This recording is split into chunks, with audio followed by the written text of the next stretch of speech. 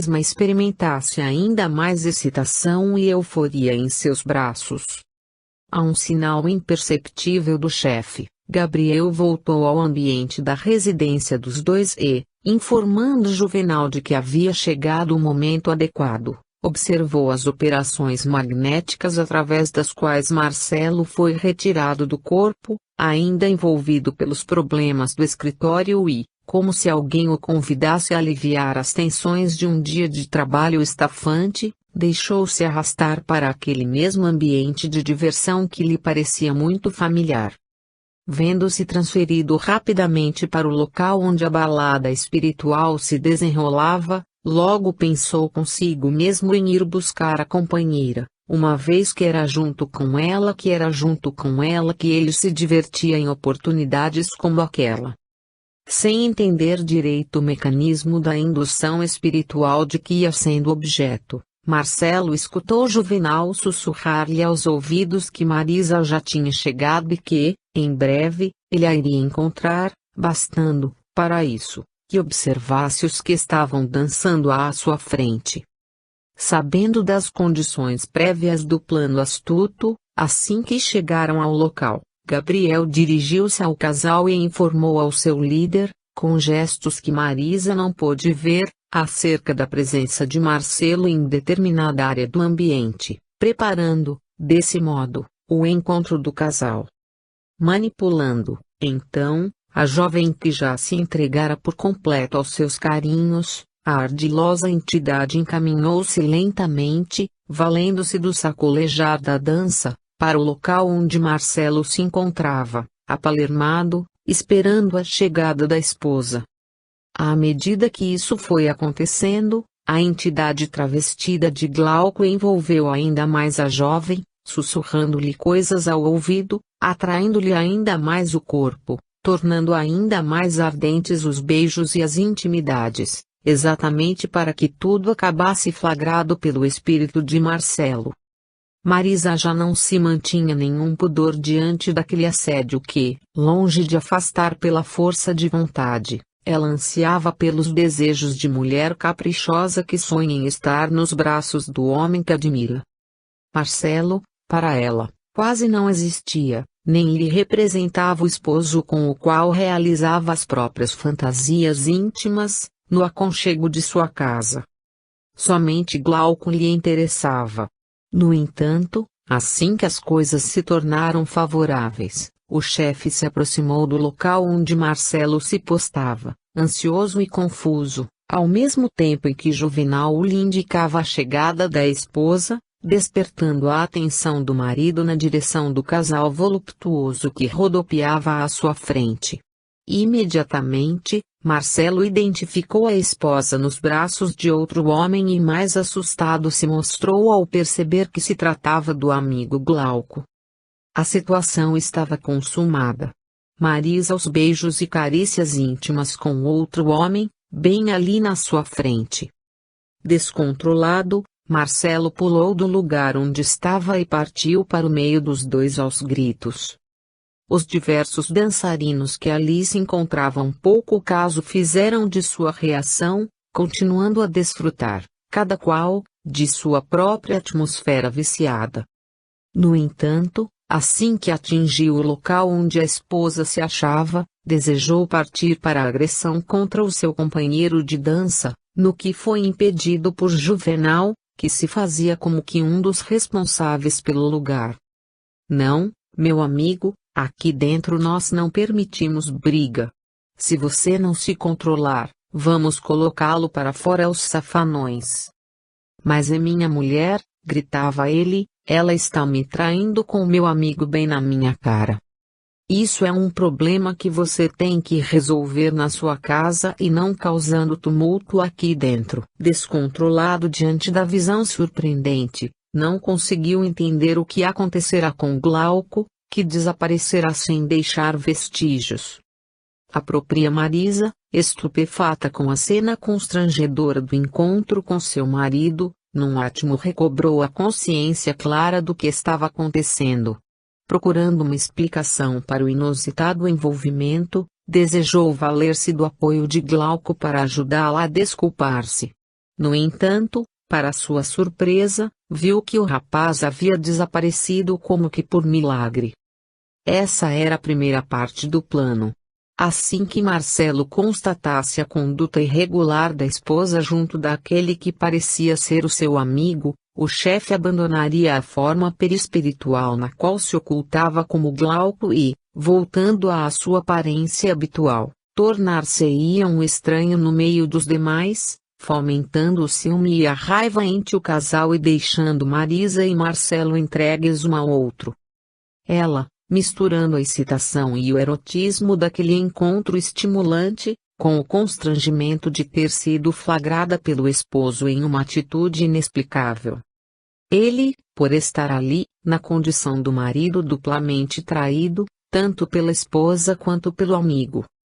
Neste estágio de envolvimento, os dois desferiam, reciprocamente, palavras de agressão, ofensas violentas, vibrações inferiores que se casavam com o desequilíbrio do ambiente e pareciam torná-los ainda mais fortes na indignação e no desejo de se ferirem.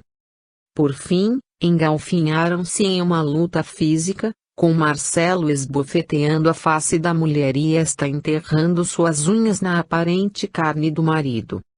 E foi nesse tumulto que, profundamente desajustado pela cena, Marcelo foi arrastado para o corpo carnal, o qual, identificando suas disfunções emocionais, havia disparado os mecanismos de defesa a fim de evitar um colapso dos centros vitais principais, canalizando o sentimento de ódio e as descargas de agressão para as glândulas sudoríparas que, a todo vapor, produziam um suor álgido e frio, através do qual buscavam drenar suas forças inferiores e emoções desatinadas, com a aceleração do batimento cardíaco em decorrência da eliminação de grande dose de adrenalina na corrente sanguínea. A desestruturação do equilíbrio somático produzida pelas emoções verdadeiras daquele sonho inferior propiciou o disparo dos sinais de alerta que produzem a imediata retração do espírito para reassumir o controle das forças biológicas com o despertamento no leito. Assim, Marcelo surgia despertado do longo pesadelo, constatando as difíceis condições e retendo, de alguma forma, a ideia de um sonho mau que envolvera os sentimentos com relação à própria esposa. Por ter ficado mais intensamente marcado com o conflito verbal e físico com Marisa, a imagem de Glauco como que ficara esmaecida de sua lembrança consciente, decaindo para a zona mais inferior de suas lembranças, ainda que permanecesse clara a ideia de que Glauco estivera a produzir-lhe algum tipo de ameaça à sua condição de marido e ao equilíbrio de sua união. Lembrava-se com clareza da discussão com Marisa que, pelo que sentia, sabia ter sido produzida por uma conduta leviana da parte dela. No entanto, mais do que uma lembrança clara, a constatação de seu estado de suor abundante, empapando-lhe a roupa, molhando a colcha sobre a qual dormia, impunha a necessidade de cuidados imediatos. Ufa! Era só um sonho. Mas que desgraça! Já não bastam as tragédias do escritório. Até mesmo de noite a gente não tem sossego, eram as palavras mentais que Marcelo dirigia a si próprio. Tentando observar as condições de Marisa, acendeu o abajur de cabeceira e percebeu nela extrema palidez, como se alguma situação amedrontadora estivesse lhe acontecendo. Procurou não fazer muito ruído e, levantando-se de mansinho, partiu para o banheiro, onde não teve outra opção senão a de banhar-se para o alívio do suor abundante que o envolveu. Ao regressar, Marisa estava desperta, tentando recuperar-se de um sonho confuso que tivera. Nas lembranças da esposa, a emoção do envolvimento físico com aquele que julgava ser Glauco lhe havia estimulado as glândulas genésicas na emissão dos hormônios femininos tipicamente ativados quando das relações sexuais. Dessa forma, em seus sentimentos despertados havia uma mistura de êxtase e temor, prazer e raiva, não podendo deixar de identificar que houvera tido um sonho apaixonante com Glauco, mas que, sem uma explicação, Marcelo interpusera-se entre ambos, estragando aquele momento de enlevo. Certamente não lhe caberia contar todos os detalhes de sua lembrança ao esposo que, como já constatava com seus próprios olhos, também tivera um sonho difícil. Com o domínio da situação, Marisa fingiu ter sido despertada pelos ruídos de Marcelo e recusou-se a revelar-lhe a extensão das experiências que tivera, naturalmente para evitar qualquer suspeita ou atitude de ciúme por parte do esposo. Não, querido, eu estava dormindo bem, falou a mulher, quando indagada pelo esposo sobre o que lhe estava acontecendo durante o repouso. Pois eu, Deus me livre, estava tendo um pesadelo daqueles. Estava brigando com você, num lugar que parecia a boate onde nós costumamos ir nos fins de semana e, longe de me acatar, você zombava de mim, me ironizava, se desfazia da minha pessoa e, sem conseguirmos nos conter, passamos a nos bater como dois desesperados. Parece que Glauco estava lá com você. Não sei dizer direito o que estavam fazendo. A sorte foi que acabei acordando, agoniado, diante dessa situação que parecia não ter fim. Vendo que o marido se referia a alguma coisa parecida com as experiências de que ela mesma se recordava, Marisa tratou de chamá-lo para voltar à cama a fim de que o fizesse sentir a inverdade daquele pesadelo, envolvendo-o em carinhos físicos com os quais pretendia realmente dar vazão às próprias pressões psíquicas da sexualidade acumulada durante a aventura infiel vivenciada. Marcelo acabou aceitando-lhe as carícias e, restabelecido em seu estado emocional, tratou de substituir o sonho ruim pelas experiências agradáveis ao lado da mulher que pensava amar. No entanto, em ambos a semente da divergência estava lançada. Alguns dias depois, Marisa passou a referir-se elogiosamente ao desenvolvimento profissional de Glauco, como se a admiração secreta que antes lhe bastava interiormente, necessitasse ser declarada para que Marcelo se motivasse a buscar mais conquistas que se equiparassem às do jovem mencionado. O esposo, ouvindo a fala da esposa, sem entender o porquê, sentiu um aperto agoniante em seu sentimento, como se a sua estabilidade emocional estivesse em risco, certamente inspirado pela visão inusitada daquela noite em que presenciara a esposa nos braços do mencionado rapaz, arquivada em sua memória mais profunda. De início, relegou tal referência a uma maneira normal de mencionarem os amigos comuns. Logo mais, quando as expressões se repetiram no mesmo sentido, Marcelo passou a preocupar-se intensamente com os interesses da esposa, impondo-se a necessidade de competir com o sucesso de Glauco, para recobrar a admiração da própria mulher. Nas noites que se seguiram, entretanto, as visitas do trio de entidades negativas se mostravam constantes. De um lado, o chefe se valia da fragilidade emocional de Marisa para estimular seus sonhos de mulher, envolvê-la com galanteios, transformando-a em um poço de mimos e fazendo-a sentir-se pouco valorizada nas atenções de Marcelo, sempre tendo a aparência de Glauco como notável conquistador. Ao acordar no leito pela manhã, Marisa se deixava levar pelas lembranças suaves de tais palavras e pela carência de afeto que, abastecida ao lado daquele Glauco noturno, se via sem a correspondente atenção daquele Marcelo diurno. Na verdade, a modificação da conduta de Marisa estava fundada em outros motivos que não, apenas, o desejo de empurrar o marido para uma posição social melhor. Adotou a estratégia de forçar o marido a mudar o rumo de sua vida, como forma de puni-lo em função de não lhe corresponder com o mesmo carinho e afeto, atenção e cortejamento que Glauco lhe apresentava durante os encontros noturnos. No entanto, em momento algum Marisa comentou com Marcelo as ocorrências de tais aventuras oníricas.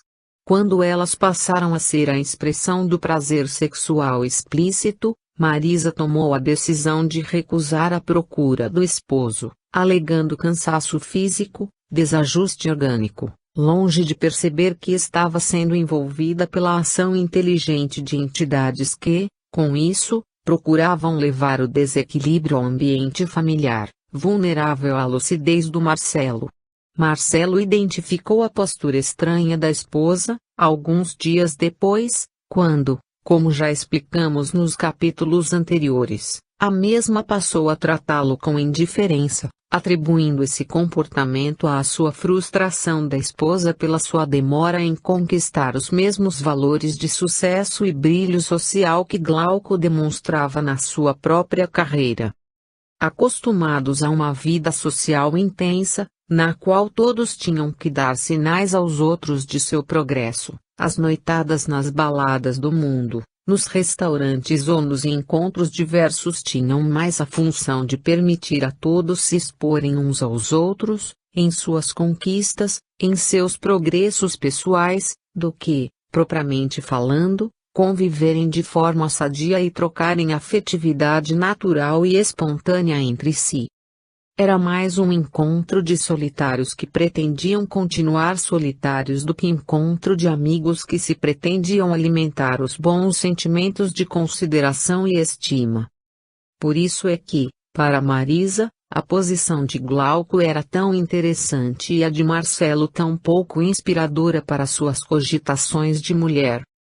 E, se no mundo espiritual inferior, ela se permitia todo tipo de aventuras com a entidade espiritual que se travestia de Glauco porque já havia entendido a sua admiração por ele, na vida material ela ainda não se havia permitido uma manifestação de infidelidade assim confessa, preferindo, inicialmente, pressionar o marido para que se igualasse em sucesso e importância ao jovem que convocava sua simpatia de mulher. Ao lado da pressão que recebia da esposa, Marcelo era induzido durante o repouso noturno a voltar ao escritório de trabalho, a ver-se valorizado no ambiente profissional, a receber as intuições maliciosas de lutar por uma posição melhor. Sutil e feroz, a ação das entidades negativas lhe fustigava os vícios de caráter, fosse na área da carência, fosse na área da vaidade, ocasião em que lhe falavam ao pensamento invigilante que Marisa se sentiria orgulhosa dele se ele conseguisse se tornar o braço direito de Alberto, ocupando o lugar de Leandro no escritório.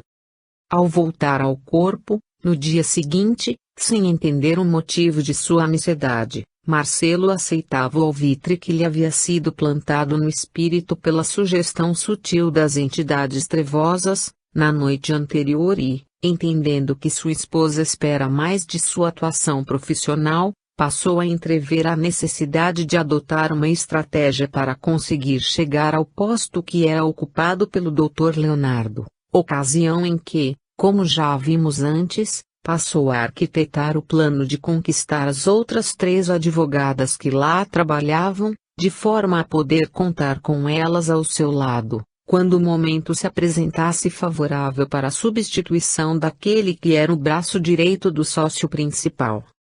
Foi por esse motivo que, nas noites que se seguiram, o plano de Marcelo se desenrolara com tal lógica, com tal equilíbrio e exatidão, uma vez que, ao lado de seu interesse vaidoso de homem e de profissional, se apresentavam as inteligências invisíveis que desejavam plantar nele esse clima de astúcia e planejamento maldoso. Já não era mais, apenas, o seu pensamento que funcionava. Era o pensamento dele, assessorado pelas intuições mesquinhas dos seus acompanhantes invisíveis que, já tendo organizado o rumo do ataque, outra coisa não faziam do que tocar as cordas necessárias em seu íntimo para que os passos seguintes se desenvolvessem na direção desejada. E tudo isso, queridos leitores, graças à ausência de elevação ou de uma singela oração que poderia amparar seus caminhos e os da esposa, no sentido de se preservarem contra a ação das entidades negativas que, longe de violentarem as vontades daqueles que assediam, se valem de suas fraquezas que estimulam, de seus caprichos que alimentam, de suas carências que aumentam, de seus melindres que exploram, de seu orgulho que enaltecem, com a finalidade de transformar cada pessoa em uma pessoa bomba, ou seja, estimulando o combustível que já existe e colocando nela o pavio para que seja aceso na hora que se apresentar mais favorável. Quando aprendermos a ser senhores de nós mesmos, cada um saberá colocar freio aos seus impulsos e adequar em suas vidas aos padrões mais elevados do espírito, não se esquecendo de que todas as estruturas da Terra, materiais por excelência, estarão fadadas a se transformarem com o tempo, inclusive aquelas que pareçam ser inatingíveis no poder ou na riqueza que ostentem. Marisa aceitara o sutil convite do prazer na acústica de seu espírito astuto e ambicioso e, alimentado por ele, passara a fustigar o marido com uma conduta inconveniente para sua condição de esposa. Marcelo, vaidoso e carente, desejando superar e competir sempre, aceitara a provocação e se permitir atuar no sentido da ilicitude e da malícia, para prejudicar alguém que, a rigor, não lhe representava nenhuma ameaça à posição já solidificada de causídico em um respeitável escritório. Entendendo a ação nociva do mundo espiritual invisível na vida de Marisa e Marcelo, podemos nos colocar como os inúmeros Marcelos e Marisas que vivem uma vida de superfície, sem aprofundamento espiritual, dominados pelas buscas materiais e pelos aplausos dos que só enaltecem o que é aparência, porque somente com as aparências se preocupam. Dessa forma, percebendo que esse tipo de interferência na rotina das pessoas, Allan Kardec elaborou a pergunta 459 contida em O Livro dos Espíritos. Os espíritos influem em nossos pensamentos e em nossas ações? Resposta: a esse respeito, sua influência é maior do que credes porque, frequentemente, são eles que vos dirigem.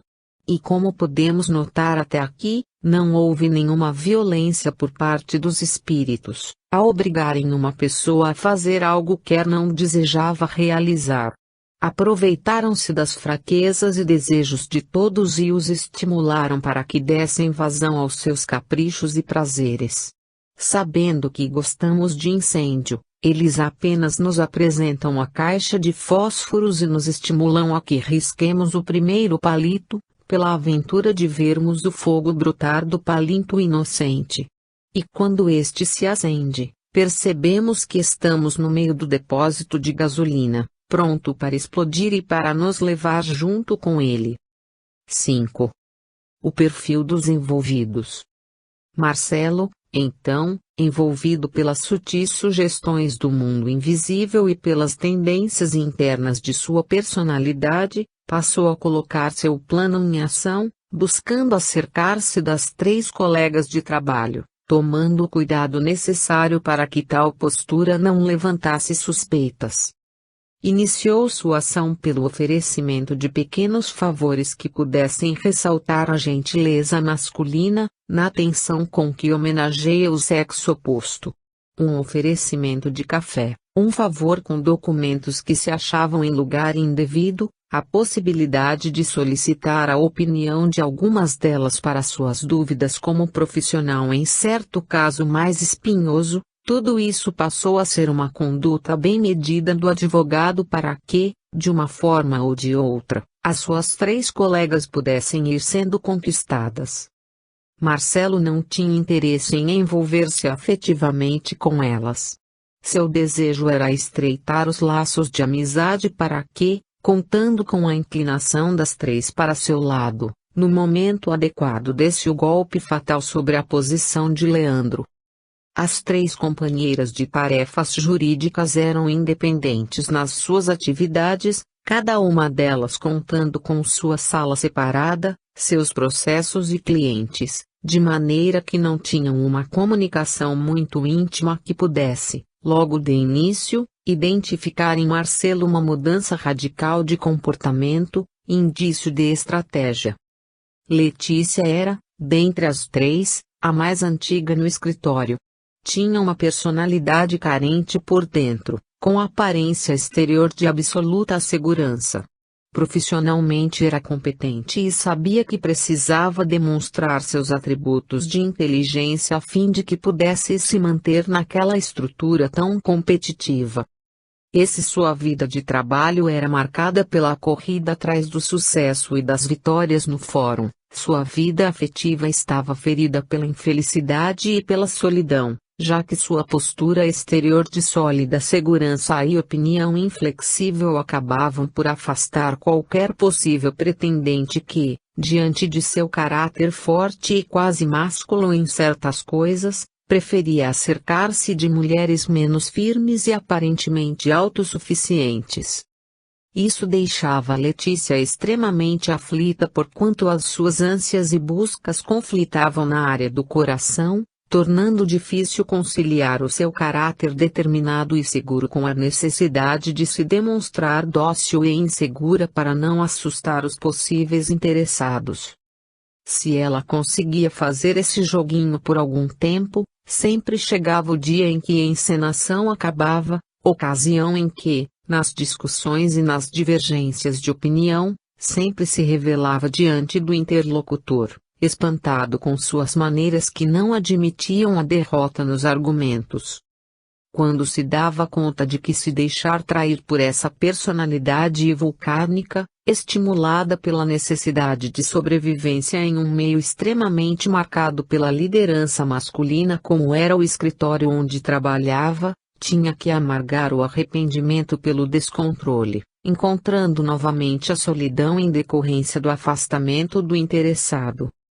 Camila, a segunda colega de trabalho, era bem diferente de Letícia. Das três, era a mais bonita e, dessa forma, havia aprendido a usar sua aparência como um instrumento para conseguir mais facilmente tudo quanto desejava.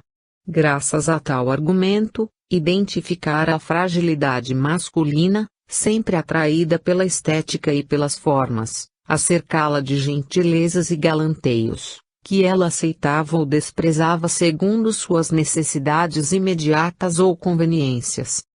Por esse motivo, Camila costumava alternar seu procedimento, temperando a necessidade de se fazer frágil com a de se manter astuta e esperta nas horas em que tais qualificações se fizessem emergentes para sua sobrevivência. Camila se fazia passar, muitas vezes, por ingênua, burrinha ou tola para que isso fosse mais um trunfo em suas estratégias do que um defeito natural de sua personalidade. Como se pode perceber, essa segunda advogada não tinha problemas afetivos que envolvessem solidão ou frustrações de tal natureza, por falta de pretendentes.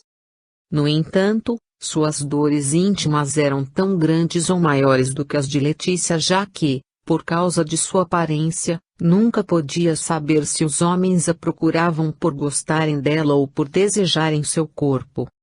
Acostumada ao meio social onde as aparências eram usadas como armas de sedução, muito mais do que como primeiro passo para o aprofundamento do conhecimento recíproco e o estabelecimento de um processo de envolvimento sádio, Camila via-se às voltas com constantes assédios de homens de todos os tipos, os quais, sabia ela, em sua maioria, desejavam apenas uma noitada prazerosa e nada mais. Em face de tais peculiaridades, ela adestrou-se no jogo de se fazer de desentendida, fingindo aceitar as atenções masculinas, mas não se deixando conduzir por elas. Com isso, mantinha os homens interessados e, dominando o mercado afetivo que se notabilizava pelo excesso de procura, selecionava os mais bonitos e atraentes para se permitir as aventuras de algumas horas, sem os compromissos que poderiam durar para sempre. No fundo, Camila tinha medo de se apaixonar por alguém que não representasse um companheiro sincero e confiável, uma vez que, na ordem dos relacionamentos, a maioria só desejava encontro fácil, fortuito e rápido e, ainda que todos tivessem o mesmo discurso de um homem sozinho e em busca da companheira certa, Isso só durava enquanto estavam empenhados em conduzir a moça pretendida para a intimidade do leito. Logo depois que isso acontecia, perdiam a sensibilidade aparente que demonstravam antes e se tornavam grosseiros e frios, até mesmo rudes, colocando aos limites daquele encontro afetivo de momentos antes, como a dizer que não desejavam nada mais sério, não queriam se amarrar em ninguém, que havia sido curtição e prazer físico, apenas. Assim, Camila, sendo bonita e requisitada por muitos, sofria mais que a pobre Letícia, sempre buscando algum interessado em preencher-lhe o vazio interior. Por fim, restava Sílvia, a terceira das colegas de escritório de Marcelo. Sem sombra de dúvidas, era a mais experiente dentre todas elas. Em suas relações profissionais, mantinha a marca da integridade e da competência, tanto quanto das suas amigas. Aliás, essa fachada era um dos sinais contraditórios, nela e na maioria das pessoas não autênticas. São limpas durante a luz do dia e enlameadas assim que escurece. São éticas durante o horário de trabalho e pervertidas durante os demais períodos. São moralistas em públicos, mas são devassas e degeneradas na intimidade da vida privada. Essa marca se encontrava, perigosamente, em Sílvia. Sem contar com os atributos de beleza naturais em Camila que, por motivos óbvios, invejava e odiava, Sílvia sabia defender-se com os recursos da beleza artificial, desenvolvendo trejeitos e usando produtos que realçavam suas menos exuberantes possibilidades.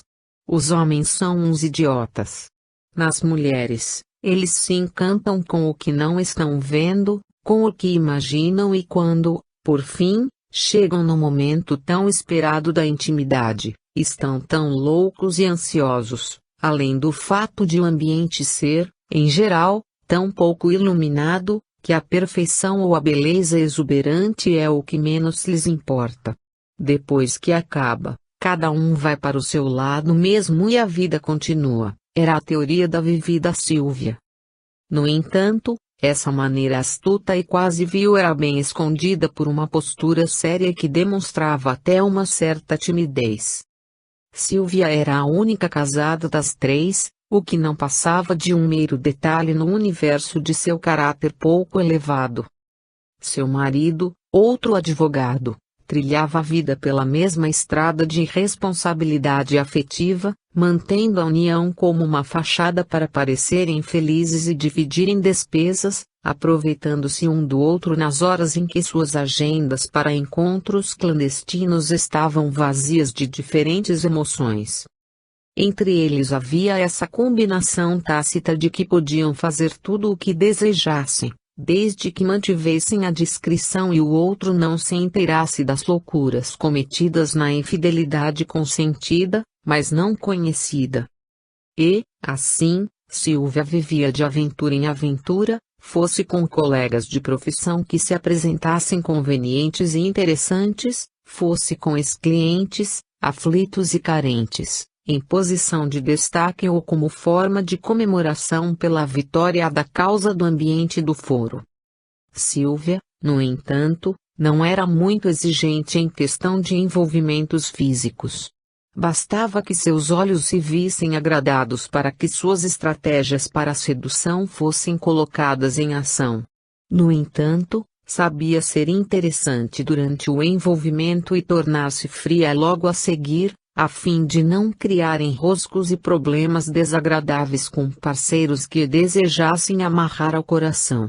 Sílvia estava vacinada contra a sensibilidade, adestramento esse que se dera ao longo de sua juventude nas inúmeras decepções amorosas, traições recebidas, envolvimentos superficiais e sem seriedade que, constantemente vividos, acabaram abrindo em sua alma a brecha do desencanto e da descrença no romantismo. Para ela, o amor romântico era uma coisa de filme para fazer chorar as solitárias e frustradas. Ela não desejava o sentimento limpo, que aceitava trocar pela sensação confusa dos hormônios em ebulição. nem seu casamento representava a expressão do sentimento sincero, tratando-se, mais, de um acordo de interesses entre os cônjuges envolvidos. No fundo, Sylvia era a mais astuta e a mais infeliz das três porque precisava lutar para iludir os homens a respeito de um corpo interessante que não possuía, precisava saber ser interessante para conquistar e, depois, não podia facilitar as coisas para não se ver amarrada a um relacionamento íntimo que lhe pesaria na liberdade de agir.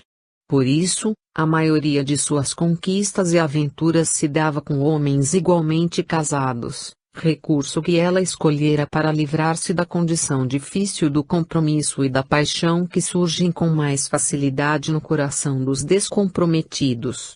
Ela sentia medo de se envolver novamente com um amor sincero que a tornaria fraca diante dos olhares masculinos, pelo menos do homem a quem se dedicasse, conflitando com a necessidade de se manter forte no meio profissional onde se movia. Esse seu caráter volúvel e volátil fazia com que Sylvia se desentendesse facilmente consigo própria, estando em luta constante entre o desejo físico que a dominava e a fome afetiva que a consumia.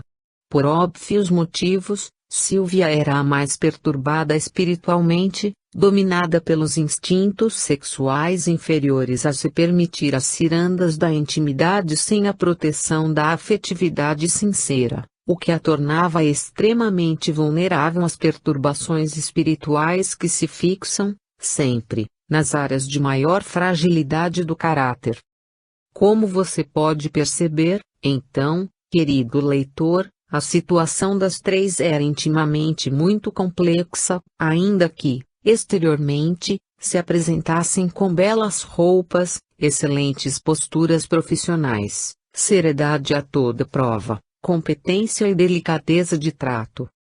Sem o preparo psicológico para enfrentar um desafio tão grande, lá encontramos Marcelo, ingênuo e convencido de que poderia colocar no seu bolso as três colegas de trabalho, na visão estrábica do indivíduo imaturo que se considera o mais inteligente, o mais bonito e o mais astuto, como um narciso admirar apenas a si mesmo, perigosamente vaidoso e carente, esperando se fazer admirado, sem notar que a fonte cristalina o espera para afogá-lo, consumindo-o por inteiro.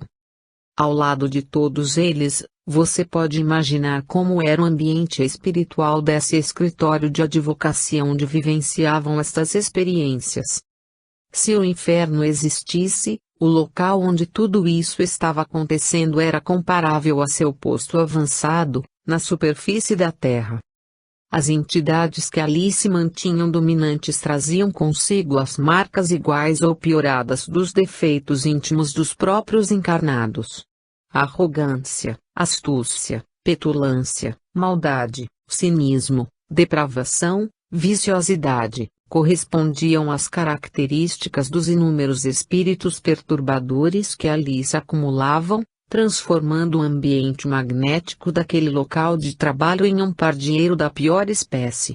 E o mais interessante era o fato de que, tanto quanto no plano físico onde as coisas eram muito limpas e organizadas pelo padrão da aparência para atrair os incautos, no plano espiritual o escritório se estendia, prestando serviços aos clientes que ali se apresentassem procurando solução para suas pendências.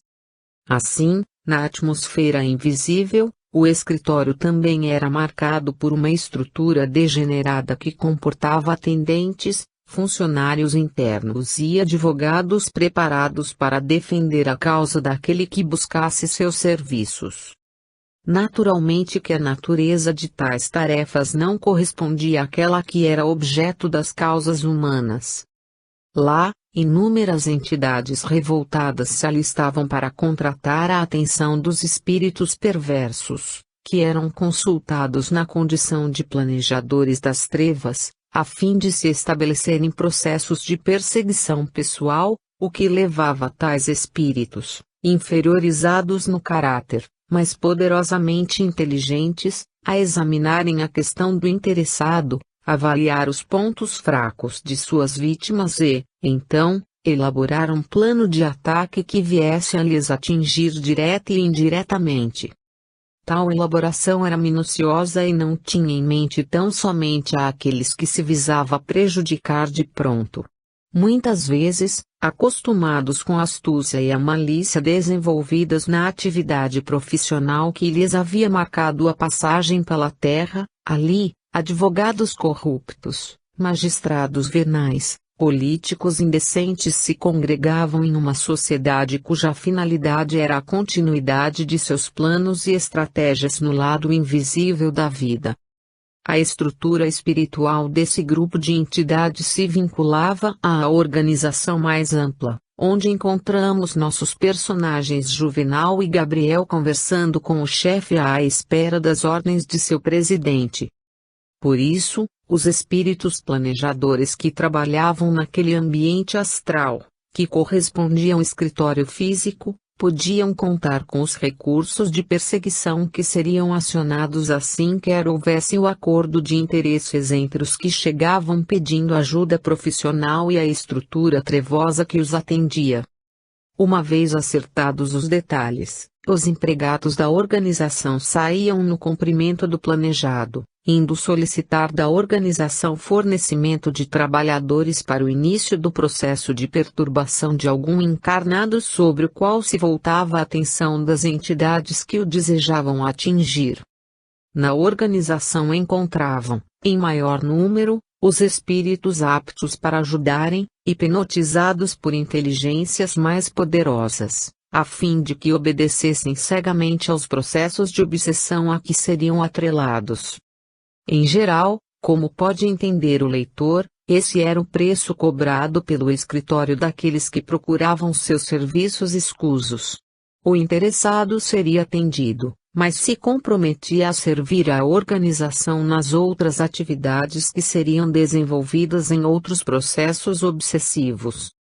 Da mesma maneira que atendia às entidades maldosas e ignorantes que, revoltadas, desejavam espalhar o mal sobre a vida de encarnados que não lhes fossem simpáticos, esta estrutura, que se alicerçara sobre o escritório físico de Alberto e Ramos, também era incumbida de auxiliar estes seus dois representantes encarnados na solução dos problemas mais graves, fazendo com que suas ideias fossem semeadas com sugestões sutis e eficazes, ainda quer ilícitas, para que se contornassem os problemas, se comprassem autoridades, se exercessem pressões, chantagens sutis ou declaradas, negociando soluções que visassem atender às emergentes questões de seus clientes comprometidos no mundo físico. Alberto e Ramos, dessa forma, possuíam, além dos ajudantes encarnados representados pelos profissionais de sua equipe, um grupo de espíritos perversos que se ligava a eles pelos laços sutis do pensamento, fazendo com que acabassem conectados constantemente às fontes escuras de onde as tramóias poderiam ser urdidas e, à luz das normas, à luz do direito, encontrarem formas de fugir da estrada da verdade através dos atalhos das conveniências. Era por isso que, entre as entidades que prestavam serviço no malfadado escritório espiritual, inúmeros representantes das diversas áreas de atuação se consorciavam, trazendo sempre a mesma marca da inclinação e da viciação na fraude, na violência do direito e na construção de soluções que se fundamentavam em outras bases que não a dos princípios e dos valores elevados. Essa referida sucursal umbralina possuía, em seus quadros, entidades que, como já se falou, haviam envergado na vida física, a toga dos magistrados corrompidos pelos interesses materiais, hábeis na construção de soluções imediatistas e na distorção dos cânones para atender aos interesses que lhes parecessem mais convenientes. Outras entidades escuras, haviam sido, quando encarnadas, fiscais finais, delegados corruptos, autoridades públicas que se haviam esmerado na prática de atos espúrios bem ocultados pela fumaça da integridade. Dessa forma, se o escritório materializado no mundo dos vivos era muito procurado em face de ser muito afamado, competente e organizado, você pode imaginar o tamanho da clientela que havia no mundo dos chamados mortos, desejando valer-se dos serviços daquela malta de bandidos espirituais para a concretização de seus intentos persecutórios, vingativos. Inúmeros espíritos revoltados batiam às portas desse ambiente pestilento, buscando interceder por seus parentes na terra, feridos por perseguições no ambiente de trabalho, por chefes arrogantes que os humilharem, tratados sem consideração nos diversos serviços públicos do mundo. Compareciam, então, a pedir a abertura de processos de perseguição específicos contra os patrões arrogantes que faziam sofrer seus filhos, contra os superiores mesquinhos que maltratavam os seus afetos desprotegidos da sua presença, contra os profissionais indiferentes que não se ocupavam dos casos que tinham sob seus cuidados. É verdade que estes desencarnados, por amor aos que haviam deixado no mundo, tentavam ajudá-los de alguma forma. No entanto, não possuíam entendimento nem elevação para compreender que não se pode ajudar alguém prejudicando o outrem. Traziam o espírito viciado nos velhos processos de vingança e, por esse motivo, alistavam-se entre aqueles que promoviam tais pedidos a organizações ou suas filiais, como era aquele departamento de maldades, com a finalidade de responderem com a mesma violência à agressão que viam seus entes queridos suportarem.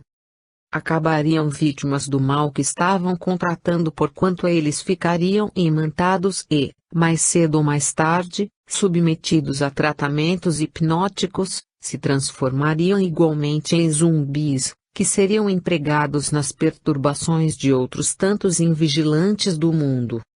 Por isso, queridos leitores, jamais se permitam enveredar por um caminho inferior ou negativo, seja em comportamento, em pensamento ou em sentimento, porque, ao tocar o mal, todos nos manchamos com ele.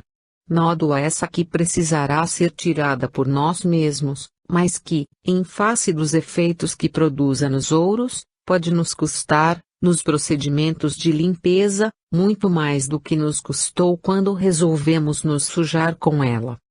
E entre a criação de estratégias para atender a fila dos clientes espirituais e a intuição negativa destinada aos mais importantes integrantes daquele escritório material, as rotinas dos encarnados e dos desencarnados prosseguiam pelos caminhos tortuosos através dos quais os espíritos ignorantes, tanto quanto os homens e as mulheres, vão criando espinhos para si mesmos, a fim de que descubram como são dolorosos e inconvenientes, nos aprendizados que a vida propicia a todo mundo.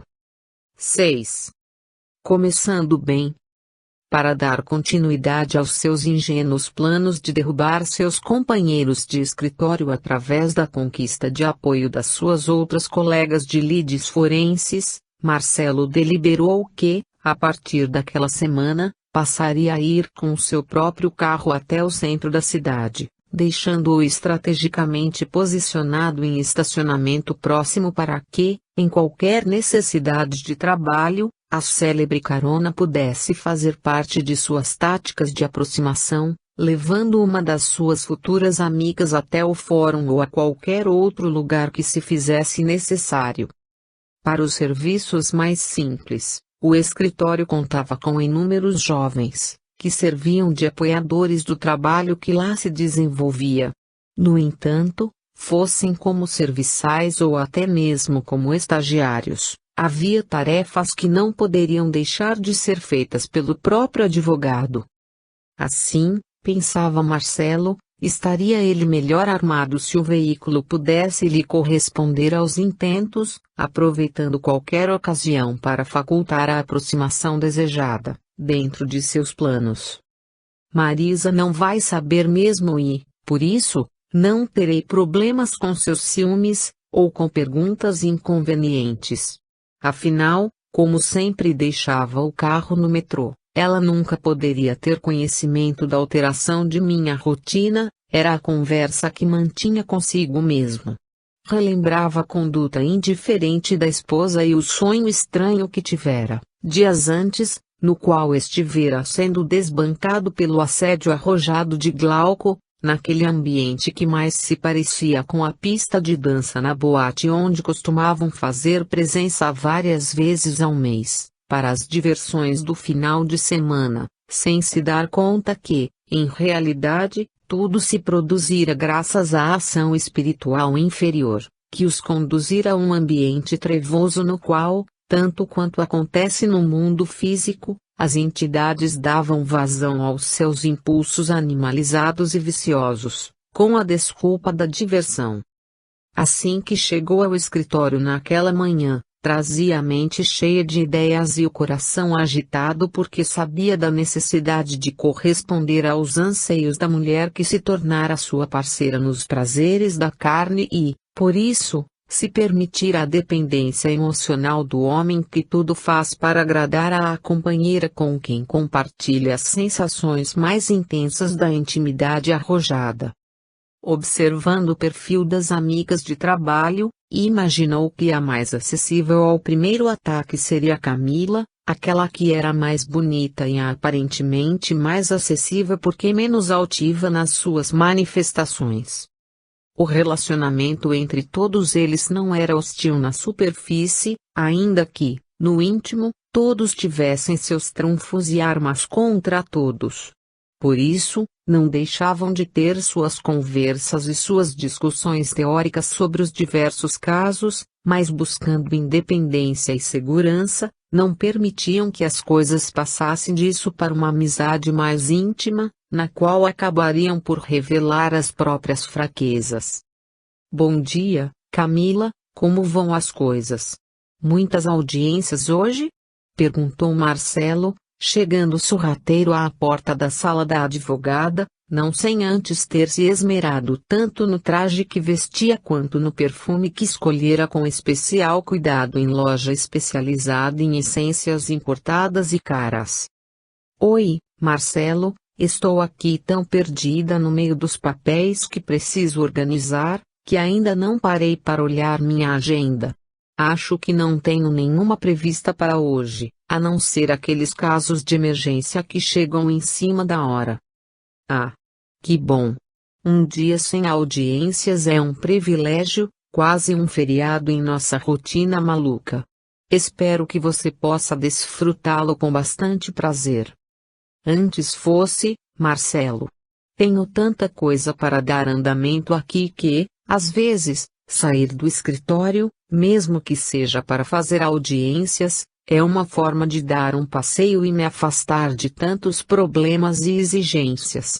Às vezes, Marcelo, este ambiente do escritório me pesa terrivelmente e somente o ar puro lá de fora me reanima. Ora, Camila, você é tão exigente consigo mesma que acaba se deixando arrastar pelos compromissos e problemas dos clientes.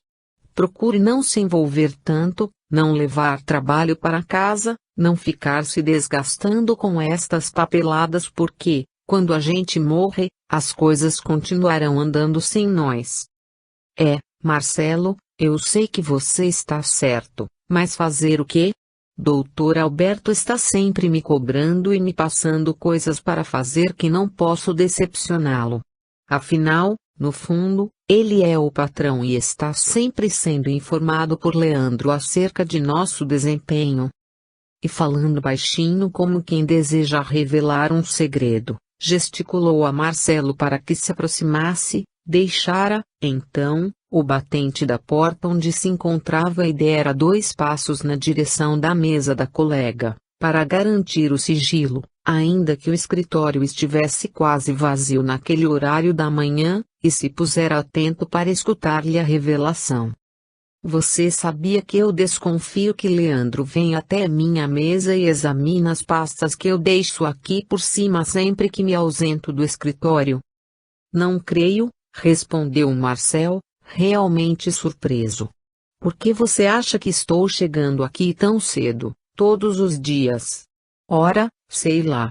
Talvez para que o trabalho não atrase, para colocar o serviço em dia, para atender às petições, tudo isso está bem, mas, principalmente, para arrumar tudo antes que Leandro chegue, porque já notei que ele se ocupa demais em vigiar-me. Será? Você não estará impressionada? Ele sempre me pareceu um colega tão respeitador de nossos espaços. Sim, eu também pensava assim. No entanto, cheguei a fazer alguns testes e pude constatar que certas hipóteses que eu mesmo havia inventado em anotações que deixara dentro das pastas sobre minha mesa, logo mais já eram conhecidas de Leandro.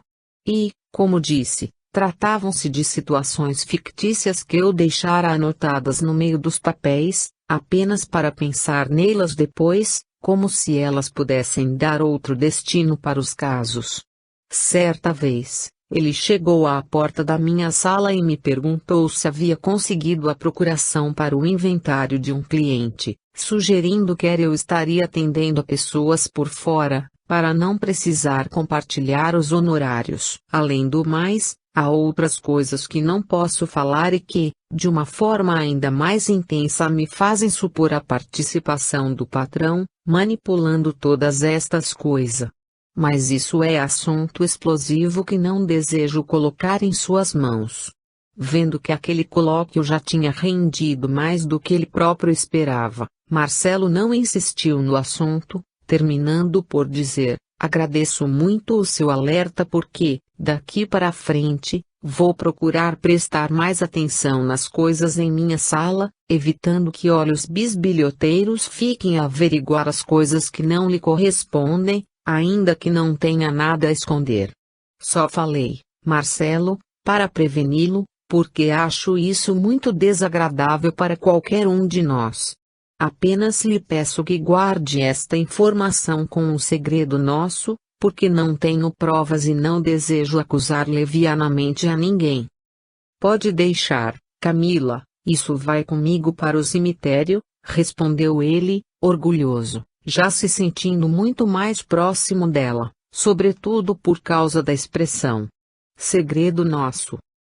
Saindo dali para deixar a jovem formosa às voltas com suas rotinas, Marcelo passou na cozinha e preparou 2 cafés, uma para ele mesmo e outro para levar até a sala de Camila, como uma gentileza especial e uma forma de demonstrar agradecimento pela revelação. Trouxe-lhe um café quente a fim de testemunhar meu agradecimento e desejar um bom dia a você, Camila. Agradavelmente surpresa com a inusitada e incomum atitude de Marcelo, a jovem estendeu a mão para receber a xícara, com um sorriso franco no rosto, o que a tornava ainda mais bela, ao mesmo tempo em que, agradecendo a oferta, lhe devolvia o galanteio, dizendo: Nossa, Marcelo, você está muito cheiroso hoje. Que perfume delicioso é este, meu amigo? E para estar assim logo pela manhã, eu posso imaginar como é que deve ter sido agradável a sua noite, não? Recebendo aquelas palavras de Camila, Marcelo se deixou corar, mas, para não perder a forma nem o estilo, deu um sorriso misterioso e agradeceu o elogio, dizendo que era um perfume comum, sem nada de especial, enquanto pensava com seus botões, que ela nem imaginava a péssima noite que havia tido, sem nenhuma emoção e sem qualquer romantismo. Emoção, mesmo, Camila, estou tendo esta manhã, com tantas revelações inesperadas, respondeu Marcelo, agora sentindo, no seu instinto masculino, que chegara um momento de se retirar para deixar a jovem com a lembrança de seu perfume, enquanto tomava o rumo de sua sala. Para ele, o dia já estava ganho. Aquela aproximação de Camila já havia possibilitado descobrir muitas coisas, principalmente que ela estava contrariada com a atitude de Leandro e, talvez, até mesmo com o Dr. Alberto, coisa que facilitava suas ações, imaginando que, com ela, metade do trabalho já estava feita. Ao mesmo tempo, sua mente se deixou invadir pelas novas emoções, entre as quais, aquele sorriso sedutor de Camila, sua maneira sutil de dizer as coisas, a sua percepção sobre seu perfume, numa referência ao estado de prazer que pudera desfrutar durante a noite, levando o assunto para um âmbito de intimidade até então nunca experimentado entre eles. Não podia deixar de sentir uma espécie de orgulho masculino pelo fato de ter sido admirado por uma mulher tão bonita e, aparentemente, tão vulnerável no meio de tantos olhos indiscretos de outros homens melhor posicionados.